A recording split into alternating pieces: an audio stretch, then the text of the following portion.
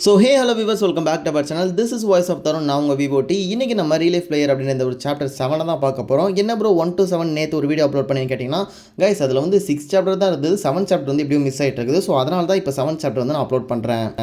அது மட்டும் இல்லாமல் நேற்று போட்ட வீடியோக்கு வந்து ஒரு 20+ சப்ஸ்கிரைபர் வந்து நம்மளுக்கு வந்துருந்துச்சு. பட் என்னென்னா அந்த வீடியோவோட அனலைஸ் செக் பண்ணி பார்க்கும்போது தான் தெரிஞ்சுது, அந்த வீடியோவோட வியூ ரேட்டிங் வந்து ஒரு 2 hours தான் இருக்குது. அது 30 minutes வீடியோ, ஒரு 60 வியூஸ் போயிருந்துச்சு.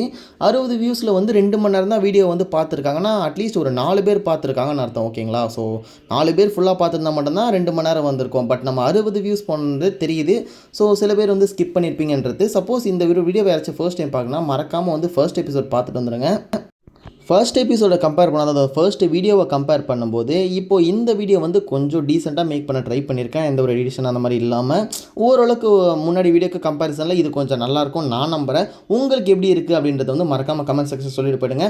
அது மட்டும் இல்லாமல் நம்ம சேனலில் வந்து ரெகுலராக மான்வா கண்டென்ட்ஸ் வந்து நிறைய மான்வாஸ் எடுத்து போட்டுகிட்டே இருக்கலாம். ஏன்னா இந்த மான்வாஸ் வந்து நான் டைம் ஸ்பெண்ட் பண்ண அரௌண்ட் ஒரு 15 minutesலேயே என்னால் ஒரு வீடியோ வந்து அப்லோட் பண்ணிட முடியும்.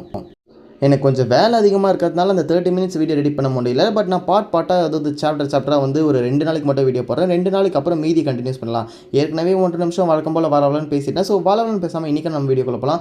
இன்றைக்கி நம்ம பார்க்க போகிறது ரியல் லைஃப் பிளேயர் சாப்டர் 7. எபிசோடோட ஸ்டார்டிங் சீன்லேயே நம்ம ஹீரோ வந்து அப்பா அம்மா கிட்ட சொல்லிட்டு தனியாக ஓடிட்டுருப்பான். ஸோ அந்த கிராக்ன்ற அந்த மிருகத்தை எதிர்த்து நம்ம ஹீரோ தனியாக சண்டை போகிறதுக்கு தன்னோட பாடியில் மொத்த அவரையும் கலெக்ட் பண்ணிட்டு போயிட்டுருக்கான். நம்ம ஹீரோ என்னதான் சின்ன பையனாக இருந்தாலுமே தன்னோட ப்ரீவியஸ் மெமரி யூஸ் பண்ணி அந்த மானாவெல்லாம் கலெக்ட் பண்ணி நம்ம ஹீரோ வந்து தன்னோட பாடி மேலே ஒரு லேயர் மாதிரி வைக்கிறான். அதாவது நம்ம ஹீரோ ப்ரைம் டைமில் பெரியவனாக இருக்கும்போது ஜஸ்ட் அந்த ஸ்கில்லை வந்து ஒரு மொபிலிட்டிக்காக யூஸ் பண்ணுவோம். பட் இப்போ இருக்க இந்த ஒரு சின்ன வயசு பாடிக்கு இது எவ்வளோ மேலு. பட் நம்ம ஹீரோ என்ன நினைக்கிறேன்னா, இந்த ஒரு மொபிலிட்டி ஸ்கில் இருந்தால் போது நம்மளால் ஈஸியாக அந்த கிராக்கனே தோக்கடிக்க முடியும்னு நினச்சிக்கிட்டு நம்ம ஹீரோ அந்த கத்தியெல்லாம் எடுத்துகிட்டு போயிட்டு இருக்கும்போது அங்கே கூடிய மக்கள்லாம் பார்க்குறாங்க, ஒரு சின்ன பையன் அந்த கிராக்கனை எதிர்த்து போகிறான்னு சொல்லிட்டு. அங்கே இருக்கலாம் மக்கள்லாம் தடுக்கிறாங்க. பட் நம்ம ஹீரோ வரத்தை பார்த்துட்டு அங்கே இருக்க மான்ஸ்டர்ஸ் எல்லாமே நம்ம ஹீரோவை அட்டாக் பண்ண வருது. பட் நம்ம ஹீரோ யாருன்னு நம்மளுக்கு தான் தெரியுமாச்சே. அந்த சின்ன கத்தியில் தன்னோட மானாவை செலுத்தி அதை ஒரு பர்ஃபெக்ட் மான்ஸ்டர் கட்டிங் வெப்பனாக மாற்றி நம்ம ஹீரோ வர எல்லாத்தையுமே சும்மா 1-2 துண்டாக வெட்டி கிடச்சிட்டு இருக்கான். ஒரு மான்ஸ்டர் ஒன்று ஃப்ளையிங்கில் வரும், அதுக்கு மேலேயே ஃப்ளை பண்ண போய் அதை தரையில் குத்தி இன்னொன்று ஃப்ளையிங்கில் வர கீழே இருக்கிற குத்தி கொலை பண்ணிவிட்டு நம்ம ஹீரோ அந்த இன்ஸ்டன்ட் செகண்ட்ஸில் மேலே போய் அதையும் சேர்த்து கொலை பண்ணுறான். நம்ம ஹீரோவும் எதையுமே பாவம் பார்க்காம சும்மா எல்லாத்தையும் வெட்டி இருக்கிறான். நம்ம ஹீரோவோட ப்ரீவியஸ் மெமரிலாம் ஒரு செகண்ட் வந்துட்டு போகுது. இந்த மான்ஸ்டர் கொள்கிற இந்த ஒரு தருணம், இந்த டைமிங் அப்படின்னு உணர்ச்சிகள்லாம் எனக்கு திரும்ப வருது. இந்த மான்ஸ்டர் கொள்றதுக்காக தான் நான் பிறந்திருக்கேன் அப்படின்ற மாதிரி நம்ம ஹீரோ வந்து வெறி கொண்டு போயிட்டுருக்கான். அந்த ஒரு டைமில் நம்ம ஹீரோ நின்றுட்டுருக்க காரு கீழேருந்து ஒரு மான்ஸ்டர் வரும், எகிரி தலை மேலே அதுக்கு ஒரு கழுத்தில் ஒரு போட்டு அதை 2 துண்டாக வெட்டுறான். ஒரு வெப்பன் வச்சுருந்தா பார்த்தாதுன்றது நம்ம ஹீரோக்கே தெரியும். ஸோ அதனால் பேக்கெட்டில் இருந்த அந்த சிசரையும் எடுத்துக்கிட்டு இப்போ 2 வெப்பனை வச்சுக்கிட்டு நம்ம ஹீரோ வந்து அந்த மானா எஃபெக்டோட நம்ம ஹீரோ வெறி கொண்டு அட்டாக் பண்ணுறது கிராக்கன் நோக்கி முன்னேறி போயிட்டே இருக்கான். ஒரு வழியாக அந்த குட்டி மான்ஸ்டர்லாம் தாண்டிட்டு நம்ம ஹீரோவும் கிராக்கன் கிட்ட வந்து அந்த கிராக்கனுக்கு மேலே ஏறி நின்று அதோட டென்டக்கல்ஸ், அது ஒரு ஆக்டோபஸ் மாதிரி இருக்கிறதுனால அதோட டென்டக்ஸ்க்கு மேலே நம்ம ஹீரோ வந்து அந்த மானா பவரை யூஸ் பண்ணி வேகமாக ஓடி போகிறான். அப்படி ஓடி போன ஹீரோவுமே அதோட நெத்திக்கு பக்கத்தில் ஷோல்டர் மாதிரி, ஓகேங்களா? ஸோ அது டென்டக்கல்ன்றதுனால நான் ஷோல்டர்னு சும்மா ஒரு எக்ஸாம்பிளுக்கு சொல்கிறேன். ஏன்னா ஏகப்பட்ட கை இருக்குது.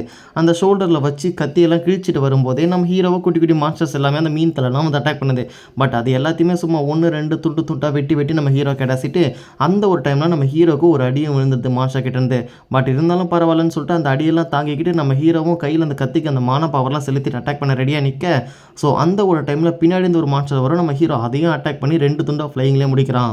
இப்போ இந்த ஃப்ளையிங்கில் வந்த மாஸ்டர் அடிக்கும் போது தான் நம்ம ஹீரோவோட அந்த குட்டி சீசர் வந்து உடஞ்சிருக்கும். ஸோ அந்த ஒரு டைமில் இந்த கிராக்கனை வந்து அதோட டென்டக்கல்ஸ் யூஸ் பண்ணி நம்ம அட்டாக் பண்ண வர நம்ம ஹீரோவும் அந்த ஒரு இடத்த விட்டு வந்து கார்ஸ்லாம் தெரிக்கிறதுனால அந்த இடத்த டாச் பண்ணி தப்பிச்சு போகிறான். நம்ம ஹீரோ தப்பிச்சு போய் அந்த ஒரு டைமில் டாச் பண்ணி நிற்கும்போது தான் ஹீரோவும் அந்த கிராக்கன்ற மிருகமும் வந்து நேருக்கு நேர் பார்க்குறாங்க. நம்ம ஹீரோ அந்த மாதிரி சண்டை போட்டுட்டு இருக்கும்போது இந்த கிராக்கன் கிட்ட போகிறப்ப எல்லாமே அந்த குட்டி மான்ஸ்டர்ஸ்லாம் நம்ம ஹீரோ வந்து தடுக்குது. பட் இருந்தாலும் அதையும் கொண்டுட்டு நம்ம ஹீரோ அடிச்சிட்டு இருக்க. ஸோ அந்த ஒரு டைமில் கிராக்கனுக்கு வந்து 8 கால் இருக்கிறதுனால நம்ம ஹீரோவை ஒரு டென்டக்கல் மூலமாக அட்டாக் பண்ணிடுது.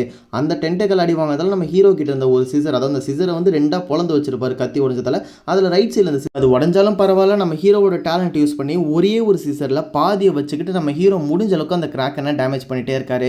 பட் இருந்தாலுமே அந்த குட்டி மிருகம் எல்லாம் வந்து நம்ம மான்ஸ்டர்ஸ் எல்லாம் நம்ம ஹீரோ அட்டாக் பண்ண, ஸோ அதையும் ஒரு வெட்டுண்டான்ற மாதிரி எல்லாத்துக்கும் கையை தனியாக துண்டாக பீச்சிட்டு நம்ம ஹீரோ வெறி கொண்டு தன்னோட பிரைம் ஃபார்மில் எப்படி இருப்பாரோ அந்த டென்ஷன்ஸை வச்சு அந்த குட்டி மிருகத்தெல்லாம் அடிச்சிட்டு இருக்கும்போது நம்ம ஹீரோவை ஒரு அடி விழுந்தது. இவ்வளோ நேரம் நடந்த சண்டையிலே நம்ம ஹீரோ இப்போ தான் ஃபர்ஸ்ட் டைமாக ஒரு அடி வாங்கி ஒரு 3 ஸ்டெப் உருண்டு வந்து பின்னாடி வந்து விளையாடுறாரு.